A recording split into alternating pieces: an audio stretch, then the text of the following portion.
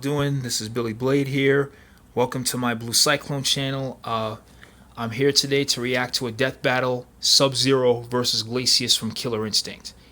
Now this is going to be very interesting. This is going to be a tough call because I like ice characters. You know, even though my element is fire, I do like the element of ice and cryo manipulation, or cryogenic stuff like that, cryokinesis.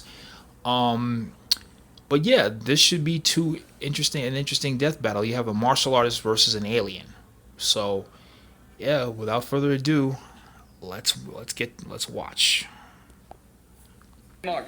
Hey, Mr. J. So I know doing all this merch marketing, like these 3 awesome Death Battle t-shirts, can get kind of stressful. So we added some new office amenities that I think will help take the edge off. Like the new office jacuzzi. Yeah, no thanks. You ever smelled a wet sock before? Alright, maybe a relaxing massage then. Yeah, I got a fair hands. Alright, how about a nice hot sauna? It's a fucking toast oven, Chad. I'm Mark Slothman, and now I got the sexiest shirt in the market, Death Battle shirts. You wear this, you're gonna find yourself in a sex battle. I don't know what that is, but I know you'll love it, okay? Now click the link below and buy this shirt, or they're gonna eat me. Screw attack. Death battle. The freezing chill of death is a horrifying thought, whether it comes from being alone in the mountains, submerged in the Antarctic, or if you're really unlucky, getting iced by one of these cool warriors. Wow, sorry, that was bad even for me. Sub-Zero, the cryomancer ninja of Mortal Kombat. And Glacius, the icy alien with a killer instinct. He's Wiz and I'm Boomstick. And it's our job to analyze their weapons, armor, and skills to find out who would win a death battle. Ooh. For untold generations, the Lin Kuei assassins waged war with their rival splinter group, the Shirai Ryu. Desperate to claim victory in the bloody conflict, the Lin Kuei resorted to drastic means of recruitment for able-bodied soldiers, no matter what age they were. So, kidnapping children? Kidnapping children. Well, at least they got to be ninjas! I bet their tiny little bodies would be even stealthier. Turns out 2 of these kids just so happen to be descendants from a race of extra-dimensional beings experienced in the art of ice magic. Their names were Bi-Han and Kuai Liang. With the Lin Kuei's training, these brothers became cold-blooded assassins and the finest warriors in the clan. And whether it started as a joke or he just thought it was badass, Bi-Han adopted a brand new name, Sub-Zero. Sounds like an online username from your teenage years that you regret forever when you're older. Sub-Zero was so fierce and driven, he became directly responsible for the complete annihilation of the rival Shirai Ryu clan. Unfortunately for him, one of them, called Scorpion, survived. Well, kind of, and decided to kill him right back. Which obviously pissed off Kuai Liang, who decided to do the same to Scorpion, and got it. It's like high school drama, but with murder. Striving to honor his fallen brother, Kuai Liang assumed his brother's mantle as the champion of the Lin Kuei.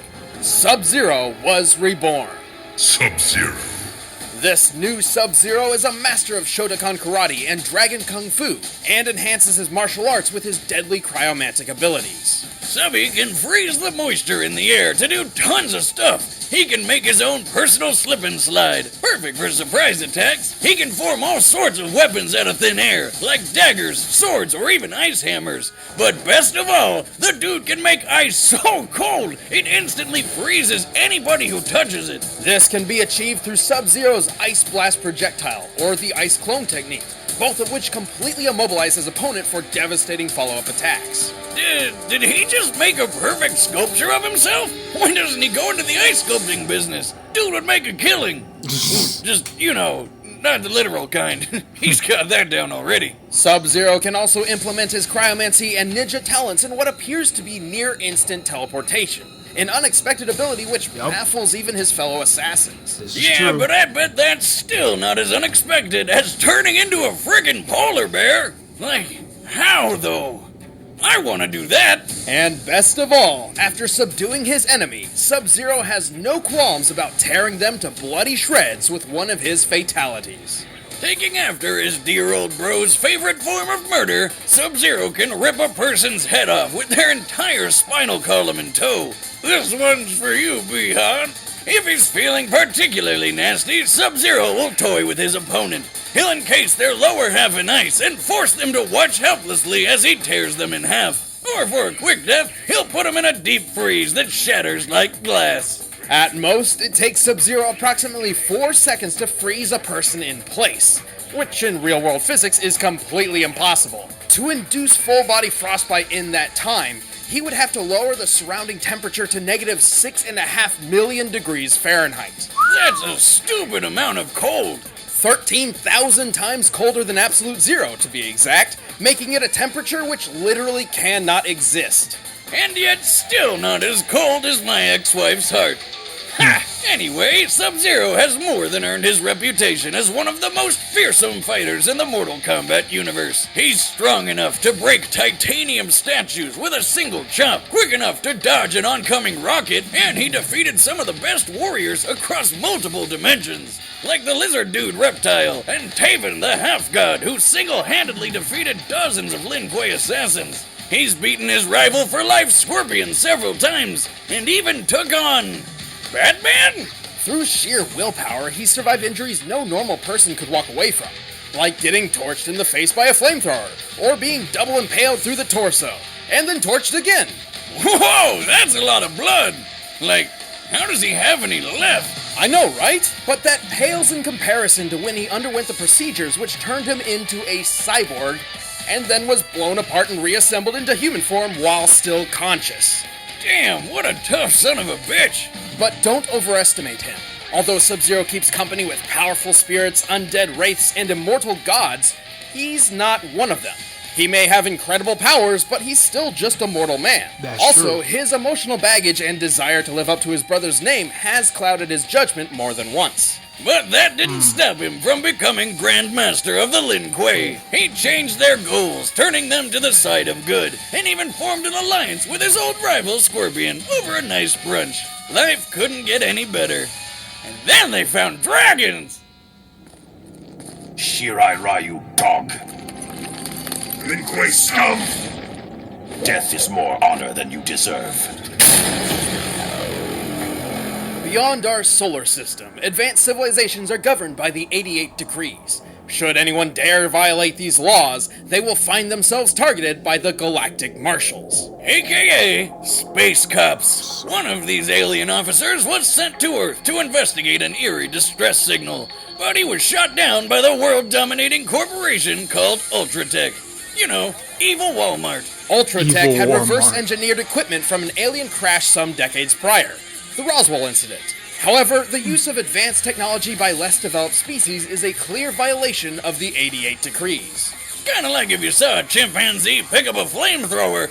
It'd be awesome! But you'd want to take it away real quick. Determined to correct these wrongs and return home, the alien marshal set his sights on bringing Ultratech to their knees and recovering his lost technology. And if he couldn't, he'd just blow it all up. It was Wow. Ultratech who codenamed him Glacius.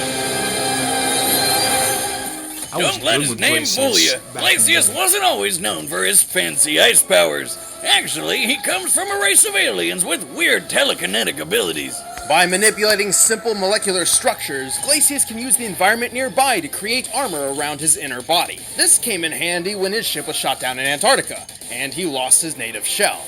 So he had no choice but to make a new shell out of ice, which permanently turned him into an abominable snow monster. With this new body, Glacius developed a fighting style to make the most of his new capabilities. Glacius prefers to fight at a distance, using his long-range ice-bending attacks. He can turn his limbs into huge ice lances to keep enemies at bay, create spiky hail projectiles, and even summon spires of ice right under his opponent. And did he just punch that guy with an ice sculpture of himself? More or less, that is the Shatter Technique, a powerful burst of energy which summons a mysterious uppercutting ice sculpture. Perfect for opening up some sweet combos on his foes. Still, for all his keep-away game, you'd think he'd be a total chump up close. But remember how he can move ice with his mind? Well, he can melt it too, including himself. By turning his body into liquid, he can evade oncoming attacks, surprise opponents from below with the aptly named Puddle Punch, and even completely dissolve people into nothing. And as an added precaution, he can summon extra ice to his body to serve as thicker armor, though his molecular telekinesis is too limited to maintain this armor for long periods of time. He may be made of ice, but Glacius can still hit hard enough to launch opponents several stories into the air, including the 550-pound Fulgore units Ultratech is known for. He's cunning enough to not only infiltrate Ultratech's highly guarded facilities, but also surprise attack its highly advanced robotic CEO, Arya. Before making his move, by Arya's own calculations, Glacius was able to drop the temperature of the entire room by 122 degrees Fahrenheit in 0.026 seconds. That's a quarter of a tenth of a second. Wow. Just like Sub-Zero, he can lower a person's temperature by like thousands of degrees to freeze his opponents completely solid. And then he makes them explode with his mind. Maybe Glacius's real name is Kelvin, because that's colder than absolute zero. Feel like that was some sort of nerd joke. Yes, it was. Yeah, you're not allowed to make a joke ever again. Oh, why do you gotta be so cold? Anyway, in Glacius' mission to bring down Ultratech, he battled and defeated dozens of killer robots, a zombie pirate, a genetically engineered dinosaur fighter, and a werewolf. He even killed Cinder, the guy who's made of friggin' fire. You know, opposite ice. Glacius is ridiculously intimidating, but he does have a weakness. His natural body within the ice is fragile and defenseless. His entire fighting style is built around keeping foes away for this very reason. So, how many licks does it take to get to the center of a Glacius? That's gross. What, he looks like a giant popsicle with legs. Come on! You know what, Boomstick? You're fucking weird.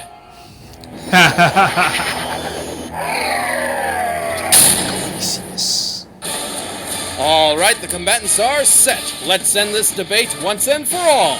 But first, all this talk of these cold people makes me think of refrigerators, which makes me think of food, so here we go!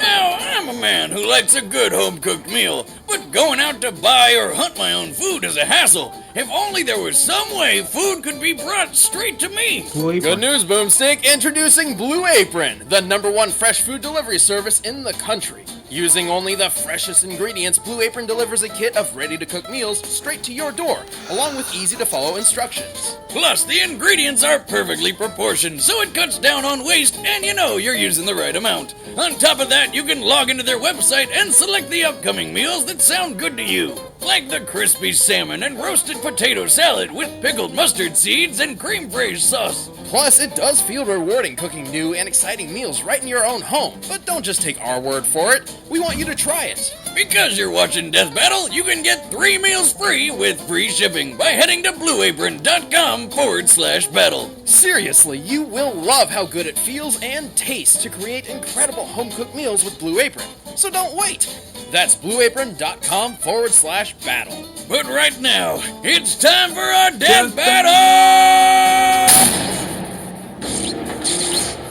Here we go.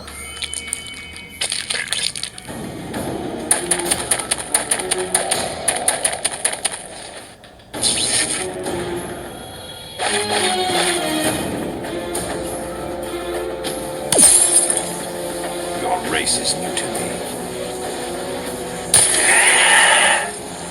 You will know the chill of death. Here we go. Oh. Evade. Ow.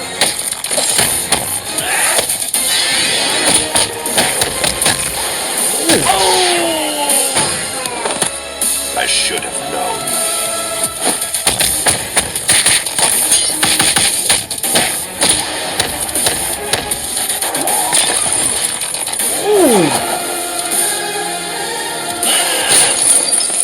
Shit. Challenge accepted. You're a formidable warrior, but you lack conviction.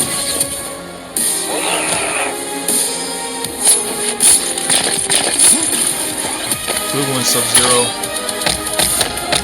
I don't know, but I'm going for Sub-Zero on this one.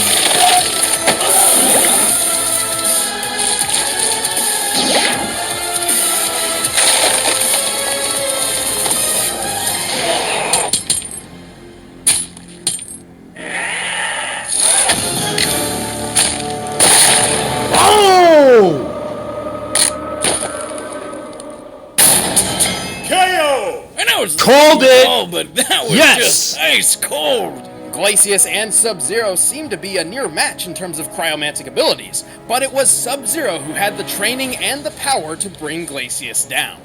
Sub-Zero has fought ninjas, robot ninjas, secret agents, movie stars, gods, and even fellow ice warriors. Glacius really didn't have anything Subby hadn't seen before.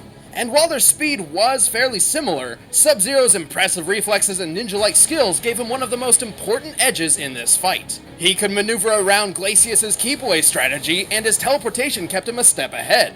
That's Even true. able to avoid Glacius's liquid form. And while Glacius did possess a minor form of telepathy, there's no evidence to suggest that it was used for anything other than direct communication. Sub-Zero could take a lot of hits, so he wasn't going down easy. But if you put their defenses side by side, Glacius's ice armor does seem better. But it really didn't matter because Subs could just chop right through it. Sub-Zero could shatter titanium statues in a single blow, a feat which requires at minimum 63,000 pounds of force per square inch. Right. And titanium is obviously tougher than ice. Assuming Glacius' shell is composed of blue ice, the purest and toughest form ice can take, it would still only take at most 57,000 pounds of force per square inch to crack his entire body in half. And he didn't even need to go that far. Just get to the squishy insides in the middle. I guess you could say that Glacius had his expectations shattered. The winner is Sub-Zero. Who's next? Gotta see who's next. Hey, I'm Ben, I play Wiz, and I'm about to show you the matchup for the next Death Battle. And after that, please click that button over there to try a first membership and see the next episode before anybody else. Right. Thanks for watching. Android 18 versus... Wow. Okay, wow. That's something else. That is definitely something else. Hey, Mark. That is something else. Android 18 versus, I don't know who that was, but okay, I'm hyped for this. I'm hyped for that death battle, definitely. Now, my thoughts on the death battle between Sub-Zero and Glacius, that was a pretty good fight, you know, but Sub-Zero had the skill in teleportation, speed, dexterity, and had more cryokinesis to work with also, but I know Glacius has fought in werewolves and zombie pirates, but Sub-Zero's fought gods and Hollywood stars and robot ninjas and stuff like that. So the edge and experience would have to go to SZ. So again, he's my boy, Quan Lang. I like the second Sub-Zero more than the first anyway, but that's just me. If you like this video, please give it a thumbs up, like, comment, and subscribe, and I will see you in the next reaction video. Peace.